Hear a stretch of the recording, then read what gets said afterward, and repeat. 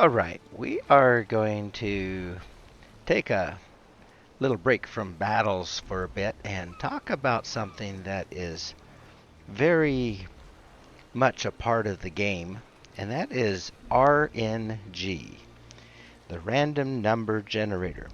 I've heard a lot of players complaining about bad RNG or somebody else having good RNG, but RNG is often something that we apply to our guns hitting things when we shoot at them. And there's a lot of factors involved in that. And so we're going to spend quite a bit of time talking about that. But first, let's talk about RNG in general. So, in the programming in this game, which I don't have access to the programming, that would be a very carefully guarded secret. But I understand the general concept of programming.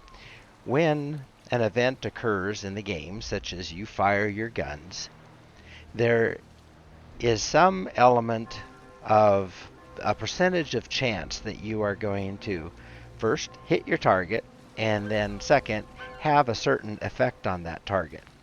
Now, somewhere in the programming there is going to be a randomized number that is going to determine whether you hit and what effect you have. Your target may be moving and shucking and jiving, and so that's going to mess up your aim, but that's not going to affect RNG. What is going to be affected by RNG is going to be whether or not you get a full penetration, whether you hit the citadel, whether you overpin, whether you just plain miss, and that we'll get into quite a bit more.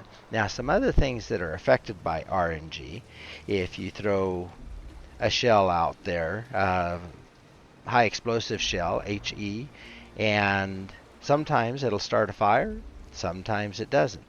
That is determined by RNG.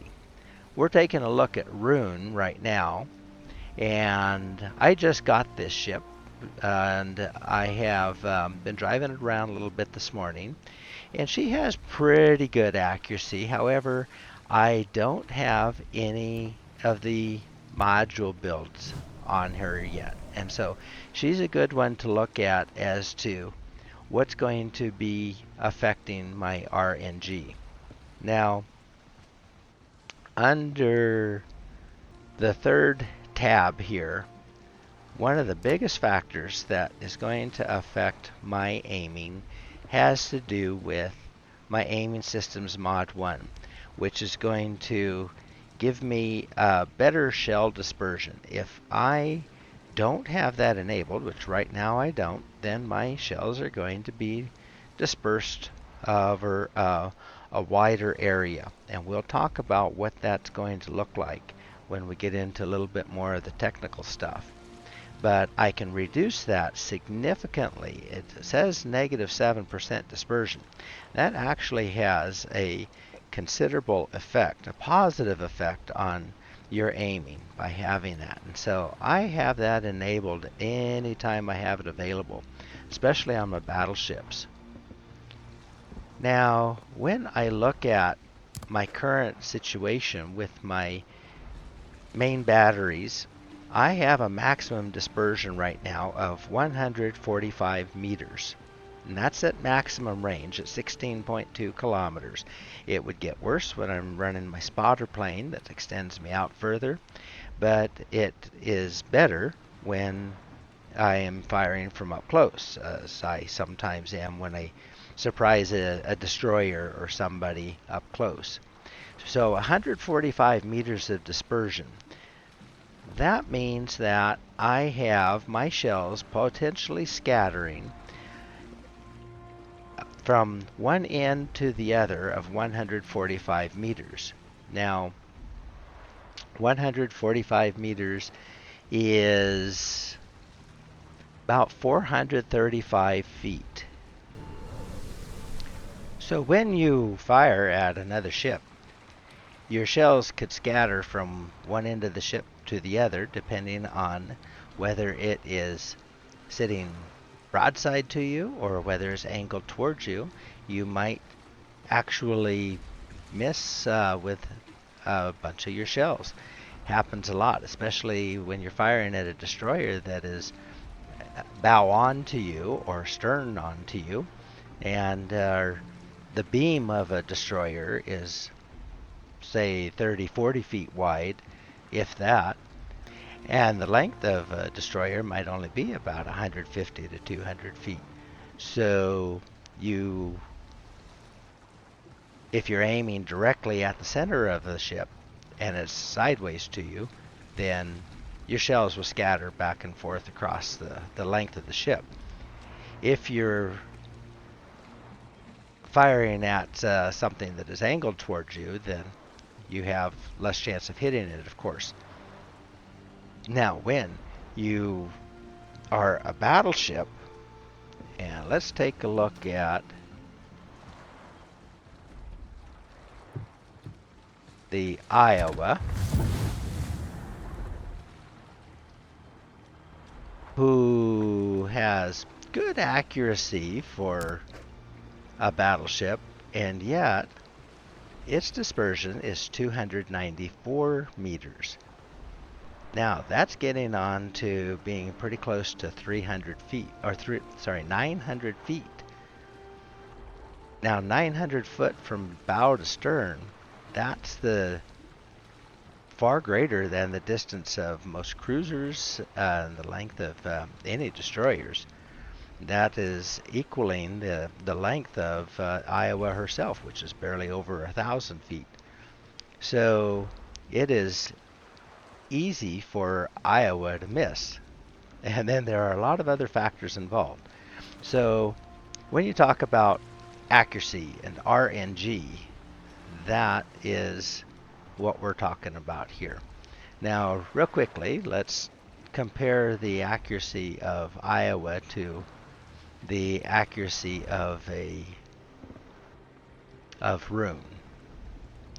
So I can reduce my main shell dispersion by 11% with my artillery plotting room mod 2, which you can see that I have chosen that because I do like to hit what I'm aiming at, and that helps quite a bit. If I did not have that on there, and I can't afford to demount it and show you, then I think my dispersion might even be worse than what we showed there. So that is a factor that you should keep in mind when you're setting your ships up.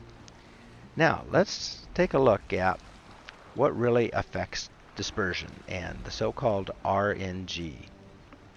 So we're going to go to the wiki website for World of Warships, and in the wiki website you can preview all of your ships here, and I believe we can also find out parameters on each ship that you're interested in. Now down at the bottom of the page we have some of the different choices down here that you can read about, some very good specifics on what is going on with the ships and the game. And one of the things that I am very interested in right now is gunnery and aiming. When you click on gunnery and aiming, then we find out some things about how to fire, but right down here we get into accuracy. When we click on that, that takes us down here where we learn about dispersion a little bit more. So when you fire your guns, each turret is going to have an imaginary oval or ellipse that is going to paint around the ship. Now that ellipse has two elements. It has your horizontal dispersion, and then it has your vertical dispersion. Now if your ship is laying perfectly broadside to you, then it's going to be laying right along here. Now when we looked at the parameters for Rune in port, we saw that she has a horizontal dispersion Go back to her real quick. So when we go back to Rune in port, we see that she has a dispersion of 145 meters. That is telling us then they're giving you the horizontal dispersion. So that's going to be right here. Now the vertical dispersion is a longer part of the ellipse, and that's happening because your shells are coming in at an angle. They're not firing flat. They're not firing perfectly up and down. They're coming in at an angle. And so that angle creates that vertical dispersion. Now, when you're at maximum range, your dispersion is going to be greatest. That ellipse is going to be the largest. When you're at close range, that ellipse is going to be much smaller. And that just makes sense. But when we look over here, you can kind of see those arcs that we're talking about. When you're firing at a higher angle, your shells can come in and you'll have a tighter ellipse.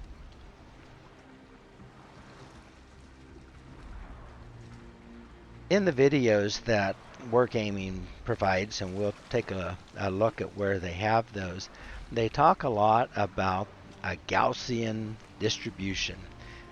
All they're talking about here is a bell curve that is showing that when you fire at a target, your largest number of shots are going to be centered in the middle of your ellipse. Now, this is where RNG comes from. If you take your shots, then some of your shells are going to end up out here. A lot of your shells are going to end up in here. But if the ship is moving and you have the other ship having an angle to you, then sometimes, even though they hit where you were aiming, they don't do what you wanted them to do. That's the RNG. So when you fire, though, especially with certain types of ships like the Italian and the German battleships that are known for having bad dispersion, sometimes more of their shells do still end up going out here. Let's see why that is happening. So down here,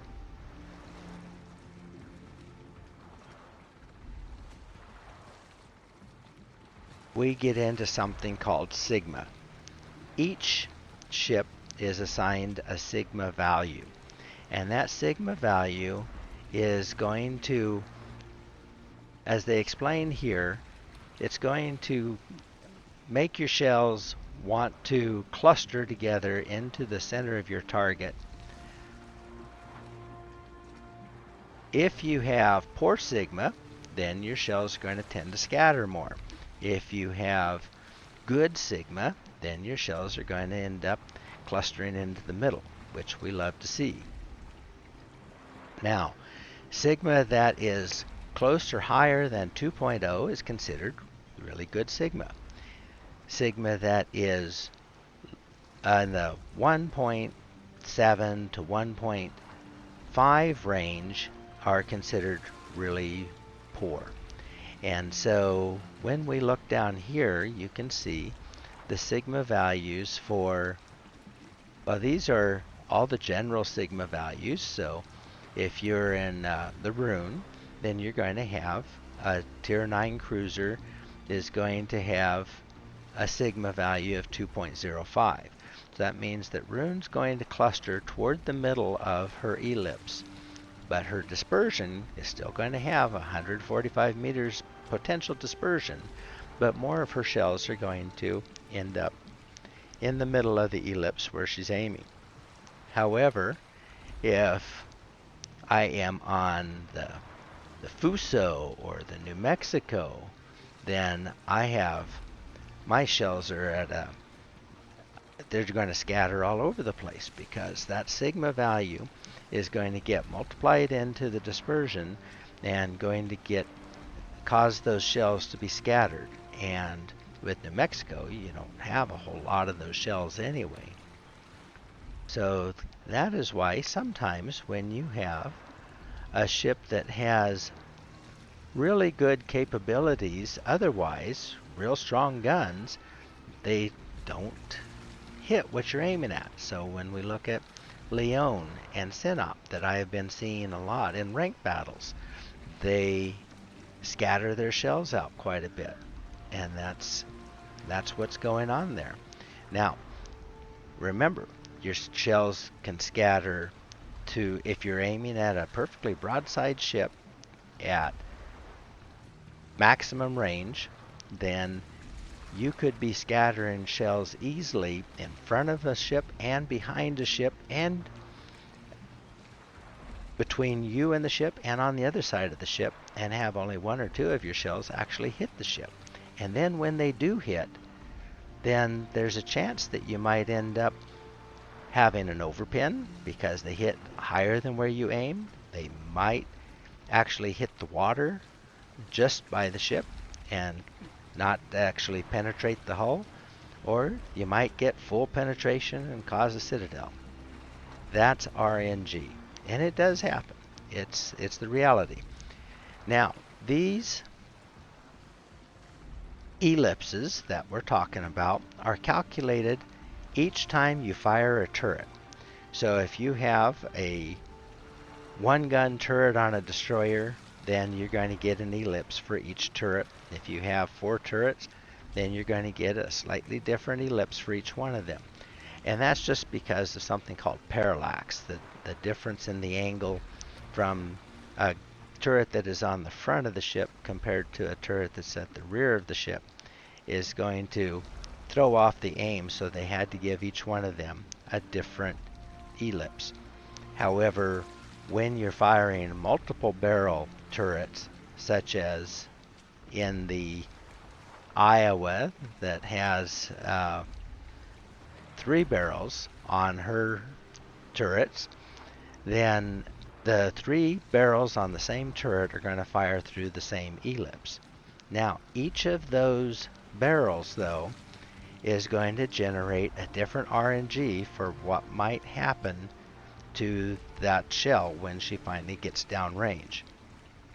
And so they don't really explain that thoroughly in wargaming, but it just makes common sense, because if I fire a turret that has 3 barrels and I cause a fire, logically speaking, that turret should have caused 3 fires if I had the same RNG for all 3 shells. But I don't. I have 1 fire. Sometimes you'll start 2 fires. I've never actually been able to start 3 fires at the same time. So that's because each shell gets its own RNG for what's going to happen. So sometimes you get a double or even a triple citadel. Sometimes you get overpins. Sometimes you miss. But those shells were all generated to land somewhere inside the same ellipse. One more really important point that I want to make sure you're aware of is just a little footnote sort of thing that is right down here. It says that additionally, Wargaming has indicated that not acquiring the target with the X button increases dispersion by an unspecified amount. There is a video in the How It Works section that we're going to look at here in just a bit that tells us that the dispersion is actually going to be doubled. So if you are aiming at one ship and then try to switch to another ship without switching your acquisition, target acquisition with the X, then your shots are just going to be scattered all over.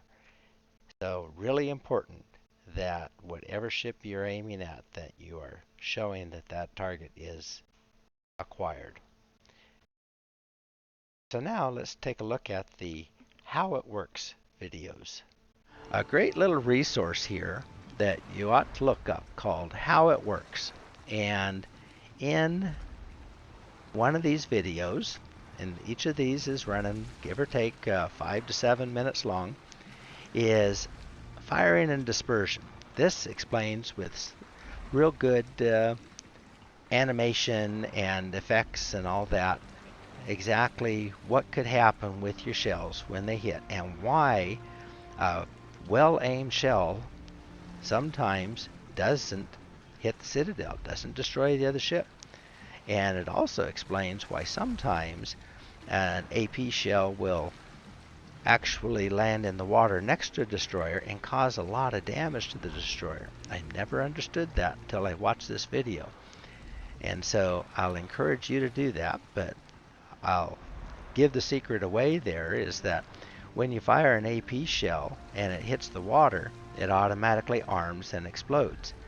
If it explodes right next to the hull of a destroyer, it's going to do more damage than if it overpinned the destroyer and punched through to the other side and then exploded out into the open water. So that's why sometimes I get hit with an AP shell and it really clocks me when I'm driving a destroyer. There are lots of good things in this set of videos, well worth taking a look and understanding how some things work. But I especially encourage you to take a look at this firing and dispersion video. The reason I made this video instead of just telling people to go here and look at the video in this web page is because there's a lot of information that a person needs to digest in here, and while it's generally complete, there are some little bits and pieces that I feel like they left out or they glossed over. One thing that you cannot find anywhere, to my knowledge, is how much the vertical dispersion is going to be for any given ship.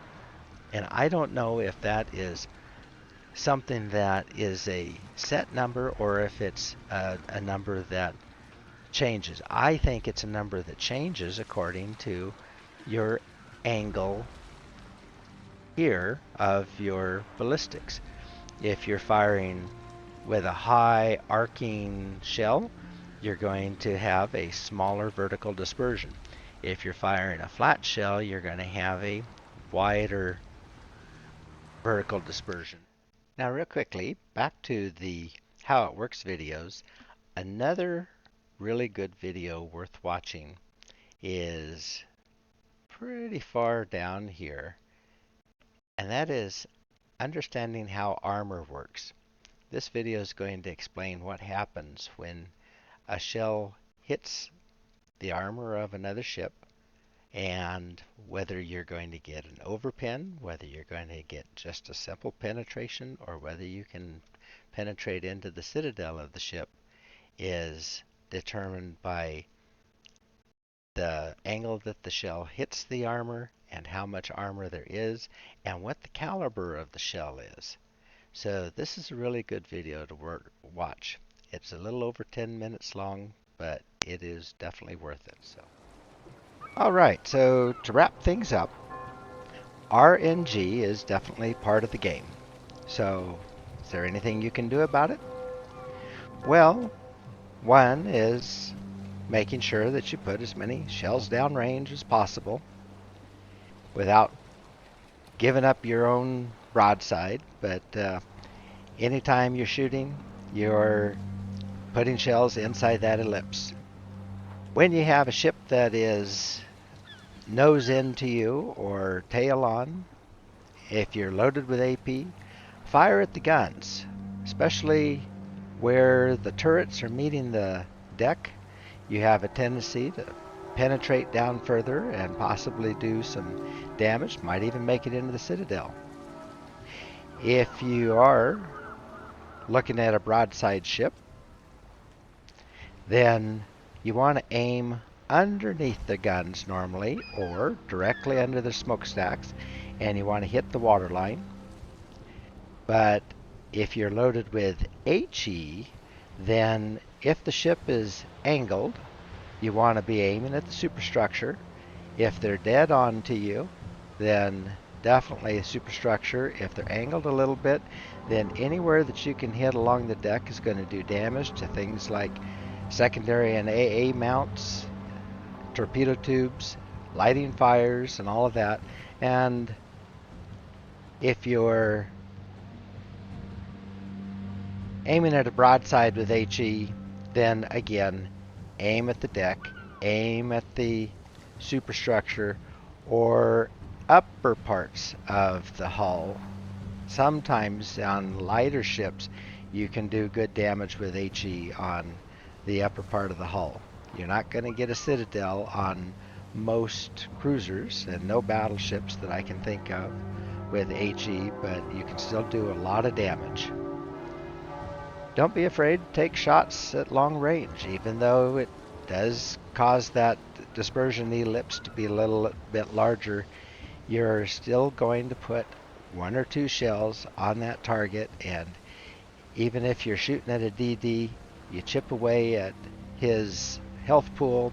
Then when your DD gets into a battle with that DD, then you have given your DD a better fighting chance. So that's about all I can think of to say about dispersion and sigma and in general the whole idea of RNG. If there's anything that you think I missed or got a little bit askew, let me know in the comments. I'll be happy to try to get things corrected or come up with some more information. Okay? So I hope to see you in the game.